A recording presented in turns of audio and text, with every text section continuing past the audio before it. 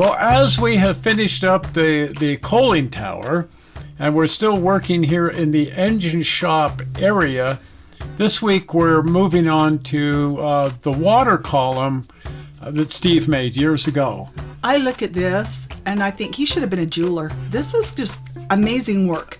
I think on levels he is a jeweler. Right. I mean, it's just that kind of work. Very delicate, teeny, tiny, yeah.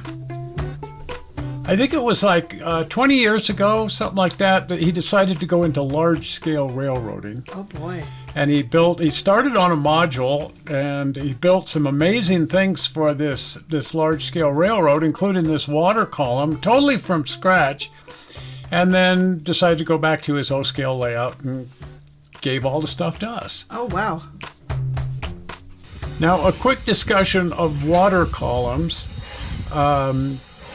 A lot of railroads use these. What we're used to when we talk about water tanks and so on for railroads, steam railroads, is a big wooden water tank, and you pull a locomotive up to that, and there's a spout on the side of the tank, and you direct that over the hatch on the tender where you're going to put the water, and you dump water in there from the big wooden tank. But a lot of railroads, that just wasn't adequate for the amount of work that they were doing. And so they'd have a huge water tank located somewhere that was very tall and very big.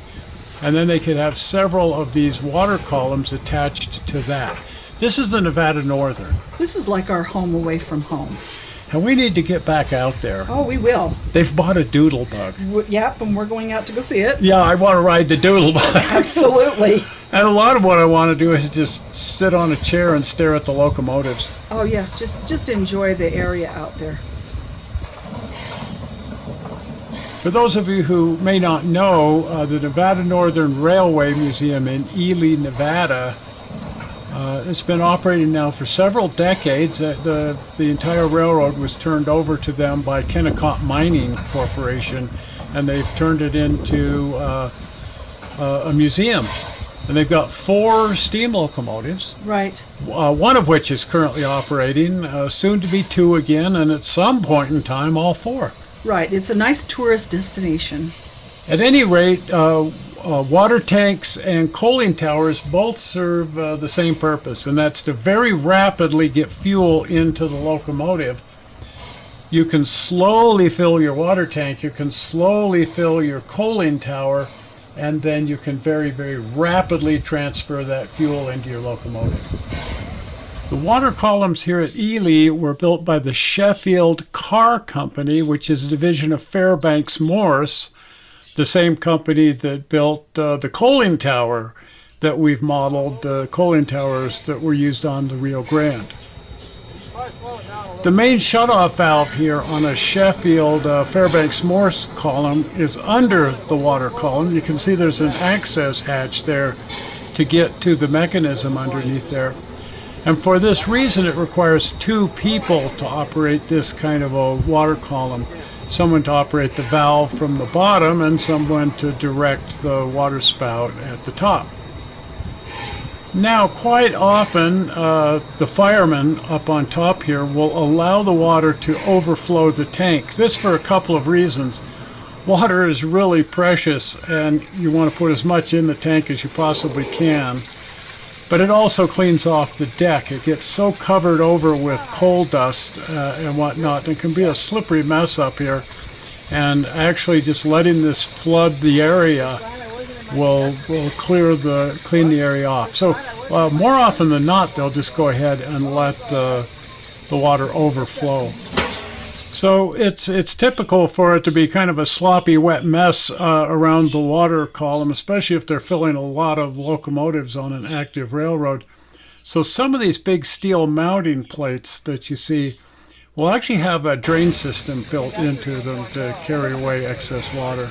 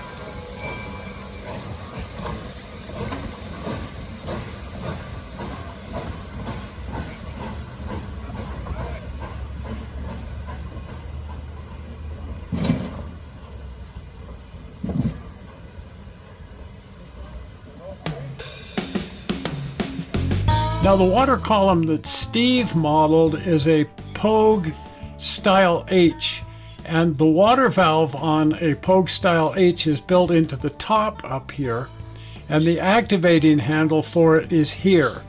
And it has a chain attached to it that can easily be pulled by the fireman. So the spout can be placed over the tank, and then the chain pulled, which will activate the valve. So the whole thing can be operated by a single person. I find it interesting that that spout looks so much like the one that's on a wooden water tank. Yeah, it's the exact same thing for the exact same reason. And that's what it really is a big funnel. Oh. The valve and everything is located at the far end of this, but because it has an air space, then you don't have to worry about water getting trapped in here. It's just a big funnel that'll direct the water where you want it, and then it completely drains when you're not using it, so it won't freeze or anything. Right, so the water source is somewhere else? Yeah, so in this case you can see the wood water tank behind, and that will also have a spout on it, but then there's a large, like 8-inch water main running over to this water column so that 2 locomotives can be filled. Oh, right. Catch you if you're coming or going.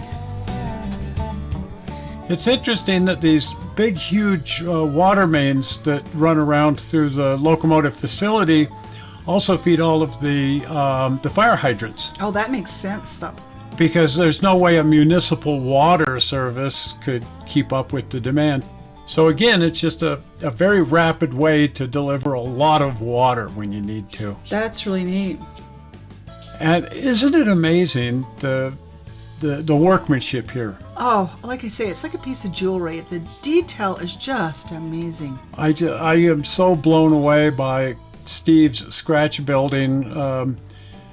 He scratch built almost everything on his railroad. Right. And when he set about to build a large-scale railroad, almost everything he built for the large-scale railroad was all built from scratch as well. Well, I hate to say it, but you can save a lot of money doing that if you have the talent. Unfortunately, I'm not sure I'm there yet. And as I say, we've got a lot of Steve's models located on our large-scale railroads, some that he built for his own large-scale and then, like this water tank, just something he built for our railroad. Right. And it has just turned out so cool. I love it. This is up on the logging railroad, and he just whipped together this square water tank for us. And he built this boat for the Gardner Mill. Oh, cool. So at some point in time, there'll be water down here. Fake water, not real Fake water. water, yeah, I know. In the meantime, it doesn't look too bad just sitting on the green floor. But this is the boat dock down at the Gardner Mill below at the bottom of the big canyon, and he quickly put together this amazing little boat. And he also built us this wonderful windmill. Oh, I love that. At some point in time, the plan is to locate this at Canyon City, but there is no Canyon City yet, so it's just kind of laying around. But he built this entirely from scratch again. And the really sad thing is he got it all finished and then dropped it. That sounds like something I would do. And it just shattered. It just blew to pieces. Dear. So anyway, he put it all back together, and here it is on the railroad. And he built this for his own railroad. It's a little industrial switcher built out of an LGB locomotive. That is just stinking cute. I want that. Oh, it is so I mean, for cool. real. I mean, the big full size. Wouldn't that be fun? It would be. I got to get some paint on it and get it finished up. And he's got a couple of Hartford kits. He bought these wood and metal Hartford kits and put several of them together, and we traded some O-scale buildings for them because he wanted the O-scale buildings and I wanted the Hartford kits. So it was a win-win situation. Absolutely. I love these Hartford kits. Still available now through Ozark Miniatures. Anyway, back to the locomotive shop over here.